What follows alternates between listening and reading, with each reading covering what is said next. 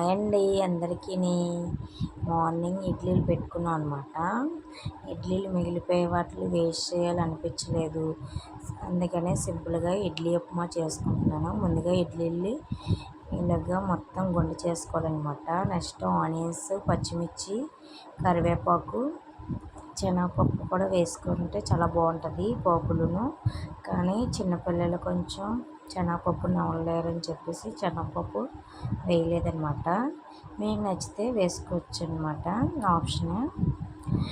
ముందుగా ఒక cup oil వేసుకొని పోపులన్నీ వేసుకొని ఫ్రై చేసుకున్న తర్వాత ఉల్లిపాయలు, ఆనియన్స్, పచ్చిమిర్చి, కరివేపాకు వేసి బాగా ఫ్రై అయిన తర్వాత చిటికెడు పసుపు వేసి ఇడ్లీ మనం పిసుకున్నవంతా వేసుకొని బాగా కలుపుకోవాలి. తగినంత సాల్ట్ వేసుకోండి.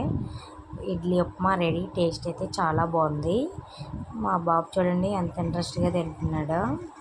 పాప కూడా అలాగే తింటుందన్నమాట. మా సిస్టర్ అండ్ నేను కూడా టేస్ట్ చేశాను. టేస్ట్ అయితే చాలా బాగుంది. నచ్చితే లైక్ చేసి సబ్స్క్రైబ్ చేసుకోండి ఫ్రెండ్స్. Bye bye.